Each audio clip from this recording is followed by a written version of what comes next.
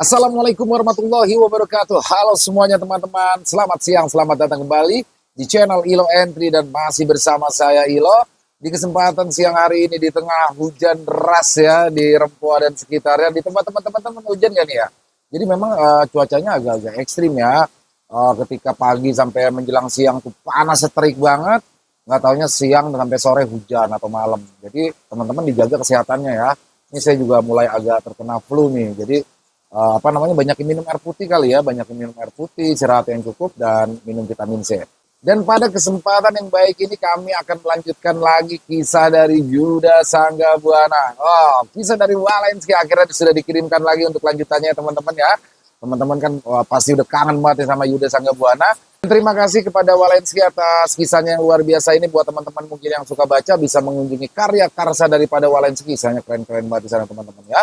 Dan sebelum kita masuk ke dalam kisahnya, buat teman-teman yang baru bergabung, kami ucapkan selamat bergabung. Dan juga buat teman-teman yang baru bergabung bisa diklik tombol subscribe. Jangan lupa lonceng notifikasinya dinyalakan, agar teman-teman selalu mendapatkan notifikasi dari konten-konten yang akan kami upload di setiap harinya.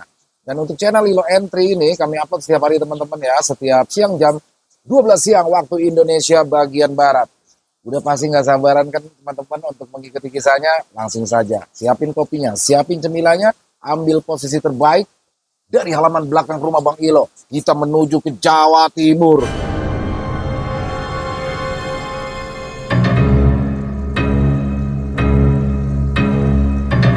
Iblis menunggang kuda. Kisah Yuda Sanggabuana.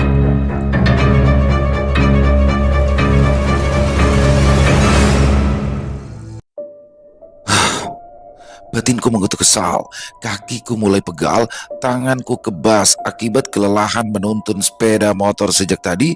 Sebentar berhenti, sekedar untuk menarik nafas, lalu lanjut lagi.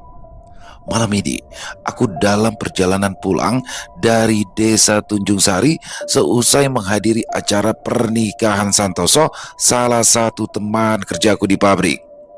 Letaknya lumayan jauh, butuh beberapa jam berkendara untuk bisa sampai ke sana, tapi tidak masalah. Aku memang ingin sekali menghadiri pesta itu sekaligus menyampaikan titipan amplop dari teman-teman yang tidak bisa hadir. Acaranya sungguh meriah. Santoso nampak sumringah, duduk bersanding dengan wanita yang baru saja dinikahinya, membuatku merasa sedikit iri. Lantas, membayangkan seandainya itu adalah aku yang bersanding dengan Mayang Kemuni. Tapi seusai berbagi kegembiraan di dalam pesta itu, sekarang situasi malah berbalik. Mulutku tak henti-hentinya menggerutu saat sepeda motorku mendadak mogok begitu melintasi jalanan yang sepi yang membelah hutan ini.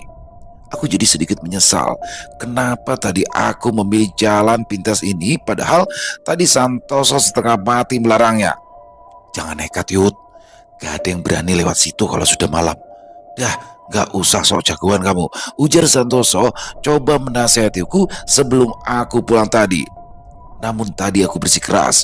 Aku sengaja tidak mengindahkan nasihatnya karena tak mau kemalaman bila harus melalui rute normal yang jaraknya lebih jauh. Dan hasilnya apes. Ditambah lagi sejak tadi ponselku seperti kehilangan sinyal, membuatku tak mampu untuk menghubungi siapa-siapa sekedar untuk meminta bantuan. Malam pun semakin larut, tenagaku mulai surut, tapi tak juga kutemukan rumah warga atau tanda kehidupan yang bisa kumintai bantuan. Lagi pula, apa yang kuharapkan? Ini di tengah hutan dan sudah malam pula. Dan parahnya lagi, sejak tadi tak ada satupun kendaraan yang melintas, membuatku merasa seolah-olah berada di dunia lain. Hanya ada bulan purnama di atas langit yang setia menemaniku melewati jalanan sepi. Srek, srek. Langkahku terhenti saat mendengar suara sesuatu yang bergesekan dengan daun di balik semak belukar. Sejenak ku pasang telinga sambil menajamkan mata. Bukan apa-apa. Aku merasa seperti sedang diawasi. Aku menduga kalau itu hanyalah suara binatang malam, tapi ternyata aku salah. Oh. Apa itu? Diriku terkejut ketika mendengar suara lolongan panjang menembus keheningan malam. Segera kutepikan motor dengan hati penuh selidik. Perlahan, ada hawa aneh yang merayap datang menyelimuti. Bukan sekedar hawa biasa, tapi ini sesuatu yang lain. Kulayangkan pandangan menjelajah sekitar, hingga akhirnya mataku menangkap dua titik cahaya merah di balik pepohonan. Aku tak tahu itu apa. Yang jelas, itu bukan kunang-kunang. Ku coba menajamkan mata demi mencari tahu, namun seolah tak sanggup menembusnya. Mata ularku yang biasanya mampu menyuguhkan pandangan terang layaknya siang hari, kini tak ubahnya seperti mata manusia biasa. Dua titik cahaya itu perlahan-lahan bergerak keluar dari balik kegelapan, hingga akhirnya muncullah sosok yang kini berdiri menghadang persis di tengah jalan. Ya Allah, di sana berdiri seekor anjing hitam bertubuh tinggi besar nyaris sebesar kuda. Matanya merah menyala. Dia menggeram, memamerkan gigi-gigi taringnya yang siap untuk mengoyak. Sesaat aku menunggu sambil mengawasi gerak-geriknya. Aku belum bisa memastikan apakah dia anjing biasa atau anjing jadi-jadian. Tapi dari bangun tubuhnya yang tidak biasa, aku menduga kalau ini bukanlah anjing sembarangan. Setengah merunduk, anjing itu perlahan mendekat sambil menggeram dan mendengus. Tatapan matanya sungguh menggetarkan nyali. Namun, baru saja beberapa langkah, mendadak terdengar suara ringkih kuda disusul suara keras yang menggelegar. Laksana kilat menyabar, tanah pun ikut bergetar. Sang anjing besar melolong panjang, kemudian melompat ke balik pepohonan, lalu menghilang di telan kegelapan malam.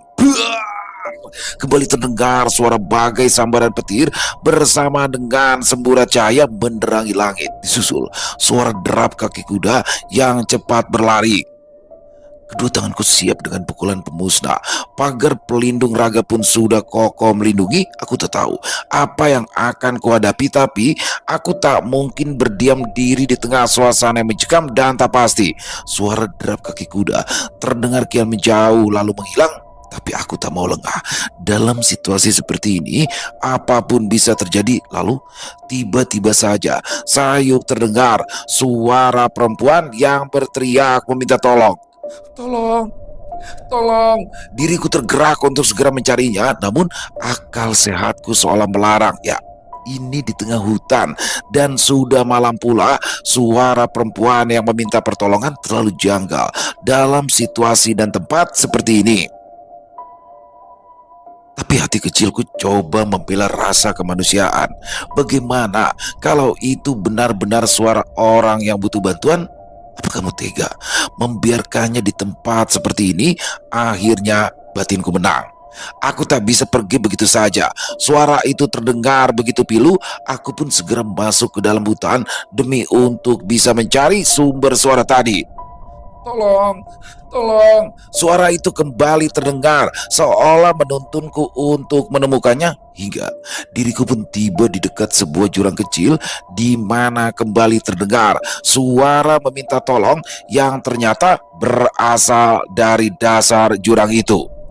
Aku bergegas mendekat, lalu melongok ke dasar jurang yang tak terlalu dalam. Di bawah sana ada seorang gadis remaja yang duduk bersimpu tak berdaya. Dia langsung kaget, namun segera berteriak memohon padaku. Tolong, tolong saya. Tolong keluarkan saya dari sini. Pekike sembari memegangi kakinya yang nampak terluka. Sejenak aku perhatikan dengan seksama. Dia demi tato manusia, tapi indera keenamku tak memberikan sinyal yang mencurigakan, membuatku sangat yakin kalau sosok itu benar-benar seorang gadis yang malang yang sangat butuh bantuan. Sebentar, tahan dulu. Saya akan keluarkan kamu dari situ, jawabku coba menenangkannya. Aku segera merambat turun sembari berpegangan pada akar-akar pohon yang tersembul di dinding jurang. Sebentar saja aku telah sampai di dasar. Gadis itu meringis kesakitan sambil terus memegangi kakinya yang berdarah. Kamu kenapa? Apa yang terjadi? Tanyaku pada gadis itu. Aduh kak, nanti aja deh ceritanya. Sekarang lebih baik tolong bantu saya keluar dari sini, protes sang gadis remaja itu coba memperingatkanku. Baik, Baiklah, saya akan gendong kamu naik ke atas. Kamu sekarang pegangan yang kuat, jawabku, lalu membantunya berdiri, kemudian menggendongnya di punggungku. Aku sangka tubuhnya yang langsing itu ternyata lumayan berat. Aku jadi sedikit kesulitan untuk menggendongnya sembari merambat naik, berpegangan pada akar-akar pohon. Namun setelah bersusah payah, akhirnya kami berdua berhasil naik juga. Terima kasih ya kak, ucap gadis itu sembari meringis, memegangi kaki lalu duduk di rembutan. Kaki kamu terluka. Apa kamu penduduk sekitar sini? Ayo, biar saya antar kamu pulang. Iya, saya orang sini. Kampung saya ada di bagian hutan sebelah sana.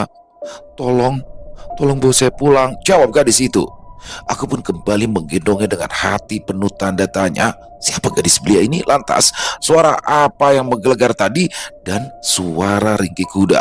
Aku pun mencoba menanyakan semua itu pada gadis belia yang kini hinggap menggelayut di balik punggungku. Nama kamu siapa? Dan bagaimana kamu bisa sampai jatuh di jurang itu? Tanyaku sembari melangkah berhati-hati agar kakiku tidak tersandung akar pohon. Nama saya Sumi. Saya biasa cari daun dan akar untuk obat di hutan ini. Tapi sejak sore tadi saya terperosok masuk ke dalam jurang waktu saya mencoba meraih akar yang ada di tepinya. Lalu, suara petir tadi, apa kamu juga mendengarnya? Sumi di sini tak langsung menjawab. Aku pun menoleh demi bisa melihat ekspresi wajahnya. Dia nampak tegang. Namun, akhirnya dia kembali bicara setengah berbisik. Itu suara cambuk dari iblis penguasa tempat ini. Kata orang-orang, tempat ini dihuni oleh iblis penunggang kuda yang membawa cambuk api. Dan dia sering muncul bila malam tiba. Tapi seumur hidup, saya belum pernah ketemu. Baru tadi, saya bisa mendengar suara kuda dan juga suara cambuknya. Iblis, iblis penunggang kuda. Iya, dia itu makhluk yang jahat. Kata bapak saya, dia itu tidak segan-segan membunuh siapapun yang dijumpainya. Makanya dari dulu kami tidak ada yang berani keluar rumah bila malam hari. Saya saja baru kali ini ada di luar rumah malam-malam begini. Itu pun juga karena saya terjatuh. Bapak dan ibuku pasti sangat khawatir. Aku terdiam meskipun sejak dulu diriku terbiasa bersinggungan dengan hal yang tak masuk akal. Tapi penuturan Sumi tadi masih meninggalkan sejumlah pertanyaan. Kakak sendiri siapa? Kenapa malam-malam begini ada di dalam hutan ini? Ucap Sumi balas bertanya dengan suara yang terguncang-guncang di balik punggungku. Ah, nama saya Yuda. Sepeda motor saya mogok waktu lewat di jalan sana. Tapi tadi saya sempat bertemu dengan sosok anjing. Dan anjing itu terlihat aneh. Lalu tak lama kemudian terdengar suara petir dan juga suara ringkih kuda. Belum sempat apa-apa, tiba-tiba saya mendengar suara kamu yang minta tolong. Anjing aneh? Tanya Sumi terdengar heran. Ya, tadi di jalan sana saya dihadang oleh seekor anjing yang aneh. Tubuhnya besar sekali. Memangnya kenapa? Ah, enggak ada apa-apa. Saya malah baru tahu kalau di hutan ini ada anjing macam begitu. Kak Yuda ini pasti bukan orang sini kan? Kalau orang sini pasti nggak bakal berani lewat sini malam-malam begini. Balas Sumi coba menerka. Ya, kamu betul. Saya bukanlah orang sini. Saya memang sengaja lewat jalan ini sepulangnya dari desa Tunjuk Sari. Jelasku pada Sumi. Obrolan kami pun terputus. Saat tiba di tepi sebuah desa, Sumi lantas memberitahukan kalau kami berdua sudah sampai di tempat tujuan. Nah, ini kampung saya dan rumah saya ada di ujung jalan itu. Jelas Sumi sembari menunjuk dari balik punggungku. Aku tak terlalu menggubris. Mataku coba menjelajah area sekitarku. Kampung ini begitu gelap. Tak ada satupun nyala lampu, membuat suasananya terasa suram dan juga mencekam. Kenapa gelap begini? Tanyaku pada Sumi sambil melangkah menyusuri jalan tanah. Sama seperti tadi, mata ularku mencoba untuk menembus gelap, namun semua sia-sia. Sejak dulu, kami semua memang dilarang untuk menyalakan pelita bila malam tiba. Kata orang, Nyala api itu bisa mengundang makhluk berkuda tadi untuk datang, ujar Sumi sambil membenarkan pegangannya di pundaku. Aku tertegun. Lagi-lagi ku temui situasi semacam ini. Rasanya belum lama aku berurusan dengan sosok Nyi Arum Dalu, sosok penari gaib yang meneror desa Randu Kembar. Kini diriku kembali berada di sebuah kampung yang diteror oleh makhluk menakutkan. Seolah tak ada habisnya ini semua. Aku terus melangkah sambil menggendong Sumi yang posisinya terus melorot. Maklum saja, tubuhku letih, tanganku sudah pegal sejak tadi, ditambah lagi harus menggendong Sumi mulai dari dalam hutan sana. Tapi mau bagaimana lagi, kasihan dia. Itu rumah saya.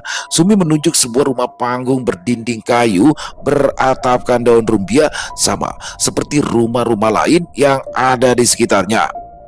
Namun lagi-lagi sepi, seolah tak ada kehidupan di tempat ini. Lantas ku sadari sejak tadi tak ku jumpai satu orang pun. Apa mereka semua benar-benar ketakutan hingga satu orang pun tak berani keluar rumah seperti cerita Sumi? Bu, bu, buka pintunya, ucap Sumi setengah berbisik di depan pintu. Ceklek. Pintu terbuka, muncul sesosok wanita setengah baya yang langsung kaget begitu melihat kedatangan kami berdua. Ya ampun Sumi, kamu kenapa Sumi? Tekik wanita itu dengan wajah yang terkejut. Sumi tadi jatuh ke jurang bu. Yalah, kok bisa? Ya sudah, ayo cepat masuk. Saud sang ibu meminta kami bergegas masuk lalu menutup pintunya rapat-rapat. Sudah, di sini saja, pinta sang ibu sambil menunjuk lantai kayu beralaskan tikar jerami, memintaku untuk menurunkan Sumi dari gendongan. Tubuhku menggeliat demi meregangkan punggung serta tangan yang terasa kaku. Kulayangkan pandangan menyapu ruangan redup yang hanya diterangi lampu minyak mungil di atas meja. Sang ibu langsung mengambil secawan air dan kain lap untuk membersihkan luka di kaki Sumi hingga gadis remaja itu meringis menahan sakit. Duh, pelan-pelan bu, perih. Tahan sedikit, ini sudah mau selesai, saut sang ibu. Selesai mengobati Sumi, perhatian sang ibu kini mulai beralih padaku. Ini siapa? Ini Kak Yuda. Dia ini yang tadi menolong Sumi keluar dari dalam jurang, jawab Sumi mendahuluiku.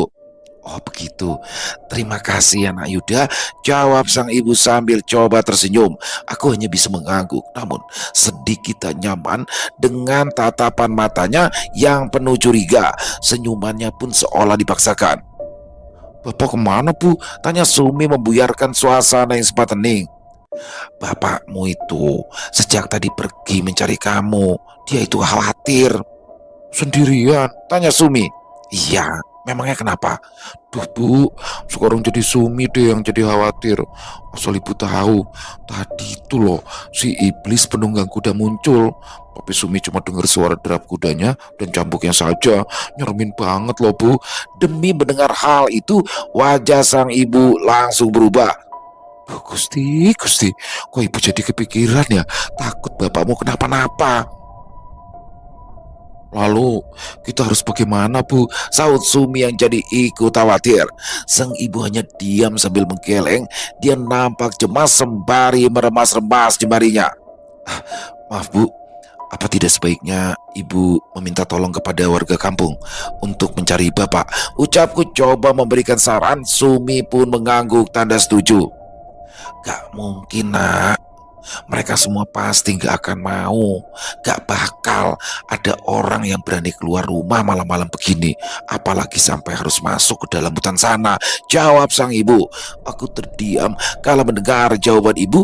Apakah si iblis penunggang kuda itu benar-benar semenakutkan itu hingga mampu menghilangkan rasa peduli dalam jiwa para penghuni kampung ini?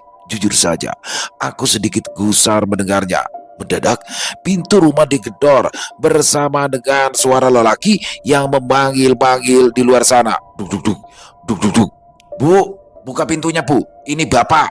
Sang ibu pun bergegas membukakan pintu dan langsung sumringah kala melihat lelaki yang ada di hadapannya. Alah Pak, Bapak kemana aja toh? Itu loh, Sumi malah sudah pulang, Bapak malah baru pulang. Ucap sang ibu begitu melihat suaminya yang datang terengah-engah. Sang bapak baru saja hendak menjawab, namun ucapannya tertahan saat dia melihatku yang duduk bersila di dekat Sumi. Dia nampak terkejut, tapi sepertinya dia berusaha bersikap setenang mungkin untuk menutupi air mukanya yang tegang. Kamu itu dari mana aja, Sum? Setengah mati loh bapak nyariin kamu. Tanya sang bapak, namun matanya terlepas terus saja memandangiku. Sumi tadi jatuh ke jurang, Pak.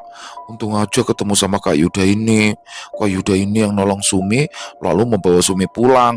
Tapi bukannya ucapan terima kasih yang kudapat, malah tatapan mata yang tak bersahabat dari sang bapak yang kuperoleh. Pak, Bapak, tegur sang ibu seolah mengingatkan suaminya untuk bisa menjaga sikap. Lelaki itu bagai tersadar dan langsung mendekat lalu menjabat erat tanganku. Maaf nak, maaf, saya cuma kaget. Terima kasih sudah mau menolong Sumi, ucapnya namun diiringi tatapan mata yang penuh rasa curiga. Sama-sama Pak, balasku sembali melirik bajunya yang nampak sedikit koyak. Bu, tolong ambilkan Bapak minum, sekalian untuk tamu kita, pinta sang Bapak. Nggak usah Pak, saya harus segera pulang karena rumah saya masih jauh dari sini. Saya juga tadi meninggalkan sepeda motor saya yang mogok di jalanan sana. Sautku coba menolak halus. Kak, jangan pulang dulu kak, bahaya. Kan tadi Kak Yuda lihat sendiri. Jangan nekat kak, lebih baik Kak Yuda menginap saja untuk malam ini. Boleh kan Pak? Kak Yuda nginep di sini, pinta Sumi. Sang bapak malah terkejut. Kala mendengar permintaan dari putrinya, dia pun langsung melirik ke arah sang ibu seolah meminta persetujuan. Sang ibu balas mengangguk pelan. Akhirnya sang bapak ikut mengangguk lalu berkata padaku, seperti yang dibilang Sumi, untuk malam ini lebih baik Nak Yuda menginap saja di sini. Terlalu berbahaya untuk Nak Yuda kembali ke dalam hutan itu, ungkap sang bapak sembari melirik ke arah ibunya. Sejenak diriku menimbang-nimbang. Saran dari Sumi dan juga bapaknya terdengar masuk akal. Aku bukannya takut pada iblis penunggang kuda ataupun anjing aneh tadi, tapi tubuhku yang letih memang butuh beristirahat. Ditambah lagi perutku terasa lapar karena terlalu malu-malu untuk makan di pesta pernikahan tadi. Selama di sana, aku hanya makan kue-kue kecil dan minum air putih saja. Sekarang hasilnya aku malah jadi kelaparan. Tidak perlu sungkan, Nak Yuda kan sudah menolong Sumi, jadi izinkan kami untuk membalas budi. Tapi maaf Nak Yuda, Nak Yuda hanya bisa tidur di lantai, mungkin agak kurang nyaman ya, tapi memang seperti inilah keadaan rumah kami, ucap sang ibu menambahkan. Baiklah Bu, terima kasih sudah mengizinkan saya untuk menginap di sini, jawabku mengamini permintaan mereka. Kak Yuda sudah makan atau belum? Sepertinya Kak Yuda kelihatannya kelaparan deh, tanya Sumi. Gak usah repot-repot, saya gak lapar kok. Masa sejak digendong tadi saya denger kok perutnya Kak Yuda bunyi. Udah gak usah malu-malu, nanti dimasakin sama ibu ya. Saut Sumi sambil tersenyum geli. Aku pun balas tersenyum, tapi sang ibu dan bapak malah saling melempar pandangan. Aku tak tahu kenapa sikap mereka berdua begitu aneh sejak tadi. Aku tak mau berprasangka buruk yang tidak-tidak. Mungkin saja mereka masih kaget dengan semua kejadian aneh di malam ini. Selesai berganti baju, sang bapak duduk bersila di sampingku. Sebentar ku tengok ponselku untuk melihat jam, tapi rupanya ponselku mati kehabisan daya. Maaf Pak, apa boleh saya numpang ngecas? Handphone saya mati kehabisan baterai. Loh, ngecas? Ngecas apa itu nak? Jawab sang bapak yang malah balik bertanya, membuatku jadi kebingungan sendiri. Ini loh Pak, handphone saya mati karena kehabisan baterai. Kalau memang boleh, saya minta izin untuk mengisi daya. Sautku kembali menunjukkan ponselku. Sang bapak nampak terheran-heran sambil mengernyitkan dahi memandangi ponselku. Sebentar dia berpikir, kemudian menjawab dengan malu-malu. Maaf nak, Saya nggak tahu itu benda apa. Tapi kalau memang benda itu membutuhkan aliran listrik, di kampung ini tidak ada listrik. Aku sempat heran kala mendengar jawabannya dari sikapnya. Seolah-olah dia belum pernah melihat ponsel, namun lantas aku memaklumi. Mungkin saja karena letaknya yang ada di pelosok hutan membuat kampung ini belum tersentuh perkembangan zaman. Bahkan pakaian yang dikenakan lelaki ini terbilang kuno. Tak lama kemudian, sang ibu datang sambil membawakan pincuk daun pisang berisi makanan serta kendi air minum. Maaf nak Yuda, cuma ini yang kami punya. Ayo silakan dimakan. Aku tersenyum sambil mengangguk, namun aku langsung heran. Begitu melihat apa yang disuguhkannya dalam pincuk daun pisang, beberapa irisan daging yang nampak dimasak ala kadarnya, bahkan terlihat daging itu belum matang, aku jadi bingung harus bagaimana. Terima kasih Bu. Akhirnya hanya itu ucapan yang meluncur dari mulutku. Aku tak tahu jenis olahan daging macam apa yang disuguhkan untukku, tapi aku tak mau mengecewakan hati sang ibu. Akhirnya, ku cicipi sepotong daging yang masih nampak kemerahan ini. Mulutku setengah mati coba mengunyah dan menelan daging hambar setengah matang yang terasa alot itu. Untungnya tidak terlalu banyak irisan daging yang disediakan. Kalau tidak, entah bagaimana aku harus menghabiskannya. Sang bapak sedari tadi tanti terus memandangiku, membuatku menjadi risih diperhatikan macam seperti ini, tapi aku coba memaklumi. Mungkin dia tidak terbiasa menerima orang tadi kenal di dalam rumahnya. Selesai makan, sang bapak langsung bertanya padaku, "Maaf Nak Yuda, bagaimana ceritanya sampai Nak Yuda ini bertemu dengan anak saya?" Aku pun lalu menceritakan semuanya sejak awal tentang sepeda motorku yang mogok hingga aku bertemu dengan sosok anjing aneh tadi. Juga tentang sang iblis penunggang kuda yang hanya ku dengar suara ringkih kuda serta suara cambuknya yang menggelegar sebelum akhirnya aku menemukan Sumi di dalam jurang. Begitu ya. Ya sudah, sekali lagi saya ucapkan terima kasih karena telah menolong Sumi. Silakan, Nak Yuda beristirahat. Tapi maaf, lampu minyaknya harus saya matikan, bisa bahaya, ucap sang bapak. Ya Pak, tidak apa-apa. Saya juga biasa tidur dalam gelap-gelapan kok. Balasku lagi, sang bapak pun lalu mematikan lampu itu, lalu pergi meninggalkanku seorang diri di dalam ruangan yang gelap. Kurbakan diri pada lantai kayu beralaskan tikar jerami, meski terasa kurang nyaman namun sudah cukup bagiku untuk menjadi alas tidur malam ini. Sebentar mataku menerawang, menatap atap rumah rumbia tanpa langit-langit. Aku masih tidak percaya dengan apa yang kualami hari ini. Baru saja tadi siang, diriku berada di dalam sebuah pesta pernikahan yang meriah. Kini aku malah terdampar di dalam sebuah tempat asing sambil berbaring dalam gelap. Luar biasa. Tapi lagi-lagi, diriku di sini merasa dikelilingi hawa yang tidak biasa, membuatku merasa jadi tak nyaman hingga enggan memejamkan mata meski mataku mulai mengantuk. Ingin rasanya aku bersemedi, membuka mata batin demi mencari tahu. Jujur saja, sama seperti di hutan tadi, tempat ini pun terasa janggal. Bukan, bukan hanya karena suasananya yang gelap dan juga dingin, tapi sesuatu yang lebih dari itu, tempat ini terasa hampa. Seolah tak ada hawa kehidupan layaknya tempat-tempat yang biasa didiami manusia. Tapi aku tidak mau keluarga ini jadi punya pikiran yang tidak-tidak bila ia melihatku bersemedi di dalam rumah mereka. Demi untuk menjaga etika, tentu saja aku harus meminta izin lebih dulu bila ingin melakukannya. Aku terperanjat saat mendengar suara lolongan panjang di kejauhan. Apakah itu anjing yang tadi? Batinku sibuk menduga-duga, tapi kemudian terdengar kembali suara lolongan panjang yang kini terasa dekat dan saling bersaut-sautan. Ya Allah, anjing itu lebih dari satu. Apa mungkin dia datang bersama kawan-kawannya? Gawat, kampung ini dalam bahaya. Aku bergegas hendak mencari tahu, tapi tiba-tiba saja sang bapak muncul dari dalam kamar. Mau kemana nak?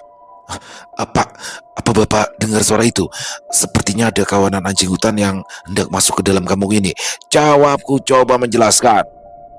Tidak apa-apa nak, itu sudah biasa. Selama kita berada di dalam rumah, maka semuanya akan baik-baik saja. Jawab sang bapak. Aku hanya terdiam kala mendengar penjelasannya, meskipun diriku masih tertantang untuk mencari kebenarannya, namun aku tak bisa memaksa. Lagi pula, aku hanyalah seorang tamu di rumah ini, tak mungkin aku bertindak sesuka hati. Lolongan suara anjing itu masih terus saja bersaut-sautan di luar sana. Suaranya mampu menggetarkan nyali bagi siapapun yang mendengarnya. Tapi sang bapak seolah seperti tak terganggu, apalagi takut, hingga akhirnya terdengar suara menggelegar bagai petir yang membara. Blar! Blar! Kali ini raut wajah sang bapak langsung berubah. Sudah jelas nyalinya ciut itu terlihat dari wajahnya yang pucat, namun dia coba menyembunyikannya dariku. Lalu muncullah sang ibu dari dalam kamar dengan wajah yang tak kalah ketakutan. "Pak, aku takut, Pak," keluh wanita itu sambil mendekat merapat ke arah suaminya. "Jangan takut, kamu masuk saja ke dalam kamar. Jaga Sumi, jangan sampai dia terbangun lalu ikut panik," jawab sang bapak mencoba menenangkan istrinya. Sang ibu pun segera menuruti permintaan suaminya. "Apa hal-hal seperti ini sering terjadi di sini, Pak?" tanyaku pada sang bapak. "Iya, nak. Bila purnama tiba, si iblis penunggang kuda, dia sering muncul untuk mencari mangsa. Lalu anjing-anjing itu, apakah mereka adalah peliharaan dari iblis penunggang kuda?" Jujur saja, saat tadi saya bertemu dengan anjing itu, saya merasa kalau itu bukan anjing biasa. Sang bapak di sini tak langsung menjawab, entah apa yang ada dalam pikirannya. Akhirnya dia menjawab meski terdengar kurang meyakinkan. Iya, nak, anjing-anjing itu memang peliharaan dari iblis itu." Lalu tak lama kemudian, suara lolongan anjing pun menghilang. Suara gelegar dari cambuk si iblis pun tak terdengar lagi. Sang bapak lalu kembali ke dalam kamarnya, meninggalkanku seorang diri. Aku pun kembali merebahkan diri. Namun belum sempat mataku terpejam, tiba-tiba saja ada orang yang mengetuk-ketuk pintu dari luar rumah sambil memanggil-manggil. "Dok, dok, dok, dok, dok, dok. Won, Kliwon, buka pintunya, Kliwon." Aku terkejut. Ada apa lagi ini? Sang bapak nampak tergesa-gesa keluar dari dalam kamarnya, diiringi sang ibu yang mengekor di belakangnya. Ceklek. Pintu pun dibuka. Ada lelaki bertubuh tinggi besar, berkulit hitam legam dengan jambang serta kumis yang lebat, berdiri sambil bertolak pinggang di depan pintu. Wajahnya nampak sangar, penuh dengan emosi. "Ada orang lain di rumahmu?" tanya lelaki itu pada sang bapak dengan nada suara yang marah, lalu melirik ke arahku dengan lirikan mata yang tak bersahabat. Iya, Kang," jawab sang bapak terlihat gugup. "Kenapa kamu tidak bilang padaku?" tanya lelaki sangar itu. Maaf, Kang. Maaf. Dia telah menolong anakku Sumi. Jadi terpaksa saya izinkan dia untuk menginap malam ini di sini. Besok pagi-pagi sekali dia akan pergi, saut sang bapak sambil menunduk. Si lelaki sangar itu nampak tak suka mendengarnya. Dia pun kembali berucap sambil melotot.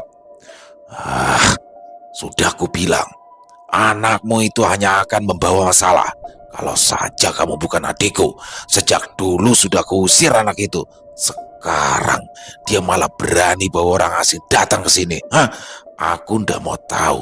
Cepat kamu usir pemuda itu. Kalau tidak, kalau tidak, kalau tidak memangnya kenapa? Kak Yuda ini sudah menolong Sumi. Jangan seenaknya usir-usir dia, saut Sumi yang tiba-tiba saja muncul dari dalam kamar, lalu berdiri di dekatku mencoba untuk membela. Dia terlihat tidak suka dengan perkataan lelaki itu. Bocah ingusan, berani sekali kamu bicara seperti itu. Kalau bukan saja karena bapakmu ini, sudah kuhabisi kamu, saut lelaki itu tak kalah garang. Sabar, Kang, sabar. Tolong jangan marahi Sumi. Semua ini adalah salah saya, bukan salah Sumi. Juga sang bapak mencoba memasang badan demi melindungi putrinya. Pokoknya aku nggak mau tahu. Malam ini juga orang itu harus minggat dari sini, teriak lelaki sangar itu sambil menunjuk-nunjuk ke arahku, lalu berbalik pergi. Aku yang merasa menjadi sumber dari pertengkaran, jadi merasa tak enak hati. Akhirnya kuputuskan untuk pergi dari tempat ini. Maafkan Jika kehadiran saya menimbulkan masalah, lebih baik sekarang saya pamit. Namun, Sumi di sini nampak tidak setuju dengan keputusanku dan mencoba mencegah kepergianku. Jangan kak, jangan pergi. Kalau nanti ada apa-apa di sana bagaimana? Pak, kenapa bapak diam aja sih? Kenapa di kampung ini tidak ada orang yang berani dengan Paman Suro? Sumi, jaga bicaramu. Kakang Surokeling itu kakakku. Dia itu pemimpin di kampung ini. Selama ini, dialah yang menjaga kita dari segala mara bahaya, termasuk dari si iblis penunggung kuda itu. Kita semua berutang budi banyak padanya. Sangga sang bapak. Aku pun tak tinggal diam, mencoba untuk menengahi. Gak apa-apa Kusum, gak apa-apa. Insya Allah, saya akan baik-baik saja. Kamu jangan pernah melawan bapakmu ya. Ingat, dia itu adalah orang tuamu. Kamu harus nurut apa kata beliau. Maafkan kami Nayuda, bukan maksud kami mengusir atau tidak tahu tentang balas budi. Tapi jujur, kami semua di sini tidak ada yang berani membantah perintah dari kakak Surokeling, ucap sang bapak. Wah, gak apa-apa pak, benar gak apa-apa, saya mengerti kok. Terima kasih telah mengizinkan saya untuk beristirahat di sini walau sebentar. Dan sekarang saya mohon undur diri, saya pamit. Maafkan kalau saya sudah menimbulkan keributan di sini. Aku pun segera pergi, diiringi tatapan mata tak ikhlas dari Sumi. Gadis remaja itu nampak kecewa, tapi aku tak punya pilihan lain. Demi kebaikan bersama, aku memang harus pergi dari sini. Aku melangkah kembali masuk ke dalam hutan. Sungguh sial hari ini. Sudah motorku mogok, sekarang malah diusir dari kampung orang. Namun setelah beberapa lama berada di dalam hutan, aku pun kesulitan untuk menentukan arah. Ya, sejak tadi aku seolah seperti berputar-putar saja, padahal aku masih ingat betul jalannya. Ada apa ini? Lalu kuputuskan untuk duduk bersemedi demi bisa membuka mata batin. Aku yakin ada yang tidak beres. Ya, sejak tadi aku penasaran ingin tahu akan kebenarannya. Ku ambil posisi duduk bersila, memejamkan mata, memohon petunjuk pada Sang Maha Kuasa. Tapi mendadak terdengar suara kuda yang meringkik persis di depanku. Segera ku buka mata dan aku langsung terperangah. Astaga, tepat di hadapanku ada sosok menakutkan yang menunggangi kuda hitam dan besar yang berjingkrak-jingkrak. Sosoknya begitu terlihat menyeramkan.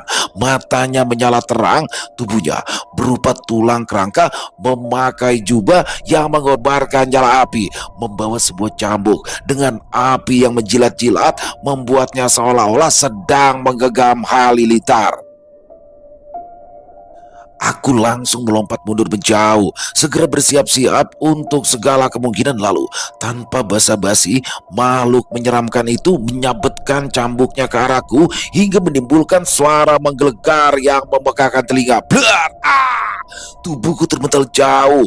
Meski serangan itu luput mengenaiku, namun sambaran hawa panasnya langsung membuat kulitku melepuh. Andaikan saja aku tidak membentengi diri, mungkin tubuhku sudah hangus terbakar. Ku berdiri sambil meringis menahan sakit. Aku tak tahu kenapa dia tiba-tiba menyerangku, tapi aku tak mungkin menanyakannya karena aku yakin dia bukan makhluk yang bisa diajak bicara. Blar! Blar! Berkali-kali dia melecutkan cambuk apinya ke arahku. Sebisa mungkin aku menghindarinya. Ya, aku tak mau mengambil resiko terkena sabetan cambuknya yang sudah pasti akan berakibat fatal. Akan tetapi, aku juga tak mungkin terus saja mengelak dan menjadi bulan-bulanan dari serangannya. Bisa-bisa aku mati konyol. Akhirnya, dalam satu kesempatan, aku membalas dengan menghantamkan pukulan tepat ke arah wajahnya. Namun, di luar dugaan, sepakan kaki kudanya tiba-tiba saja menghujam dadaku. Buk! Tubuhku kembali terpental hingga menabrak pohon. Darah segar mulai meleleh keluar dari mulutku. Dadaku sesak serasa remuk, tapi belum sempat aku bangkit, sang makhluk menyeramkan itu kembali menghantamkan cambuknya. Blar! keluar. Dengan sisa-sisa tenaga, aku berguling menghindar. Pohon di belakangku langsung hancur lebur terkena sambaran cambuk yang meleset. Ya, makhluk ini benar-benar luar biasa. Kekuatannya ada di level tersendiri. Ternyata julukan iblis yang disematkan padanya ini bukanlah omong kosong. Situasi jelas tak berimbang, tak mungkin aku menghadapinya dalam wujud manusia biasa. Segera saja kupejamkan mata hingga terasa ada hawa panas yang mengalir dari dua titik hitam di bawah pusarku, lalu dengan cepat menyebar ke sekujur tubuh dan akhirnya iblis di dalam diriku lepas dari belenggunya. Kini aku berdiri gagah di tengah arena sambil mendesiskan lidah yang panjang terbelah dua. Tubuhku kini dipenuhi oleh sisi kemasan. Mataku merah menyala, siap menghancurkan apapun yang ada di depan mata. Ya begitulah teman-teman, luar biasa sekali kisahnya. Yuda Sanggabuana kali ini harus berhadapan dengan iblis penunggang kuda. Serem banget ya iblis penunggang kuda. Dan di sini bagaimana harus berurusan lagi dengan perempuan nih, Sumi ya. Tapi Mayang Kemuning belum muncul nih, yang mana dia bisa menolong Sumi. Lalu diajak Sumi ke kampungnya, tapi ini kampungnya agak aneh, kampungnya Sumi ya, karena listrik belum ada, terus nggak ngerti handphone itu apa. Jadi ya begitulah. Dan sampai akhirnya Yuda disuruh menginap, dan di tengah tidurnya dia diusir oleh paman daripada Sumi, yaitu Soro Keling. Wah, itu akhirnya dari pengusirannya itu Yuda harus berhadapan dengan iblis penunggang kuda. Di sini Yuda sudah berubah. Wow, sudah berubah, dan pasti makin gak sabaran kan buat teman-teman untuk besok jangan sampai ketinggalan. Apakah Yuda sanggup mengalahkan sosok iblis penunggang kuda, dan apakah bisa mengalahkan sendiri ataukah dengan bantuan dari yang lain? Makin penasaran. Jangan sampai ketinggalan besok. Buat teman-teman semoga terhibur ya, para pecinta penikmat horor misteri, lebih khususnya lagi kepada para subscriber dari channel Ilo Entry. Silakan buat teman-teman yang mungkin punya komentar lain, punya pendapat lain, bisa menuliskan di dalam kolom komentar, ataupun hanya sekedar saling menyapa. Insya Allah kami akan menjawab satu persatu. Buat teman-teman yang suka dengan videonya, bisa diklik tombol like-nya, tombol jempolnya. Boleh juga dong share link videonya ini ke teman-temannya yang lain agar juga ikut merasa terhibur. Dan sekali lagi mungkin buat teman-teman yang belum subscribe, bisa diklik tombol subscribe, jangan lupa lonceng notifikasinya dinyalakan agar teman-teman selalu mendapatkan notifikasi dari konten-konten yang akan kami upload di setiap harinya. Dan kami juga ingin mengucapkan terima kasih ya kepada seluruh teman-teman yang sudah selalu setia hadir mendukung channel kami, yang sudah selalu hadir di setiap harinya, karena teman-teman kami selalu bersemangat berkarya di setiap harinya. Dan di akhir kata saya Ilo mengucapkan permohonan maaf apabila mungkin dalam pembawaan kisahnya ada kata-kata saya yang salah, ataupun ada kata-kata saya mungkin yang kurang berkenan. Saya mohon dibukakan pintu maaf yang seluas-luasnya. Dan sampai berjumpa lagi besok jam 12 siang masih bersama saya Ilo di channel Ilo Entry. Salam sehat, sukses selalu untuk kita semua. Wassalamualaikum warahmatullahi wabarakatuh.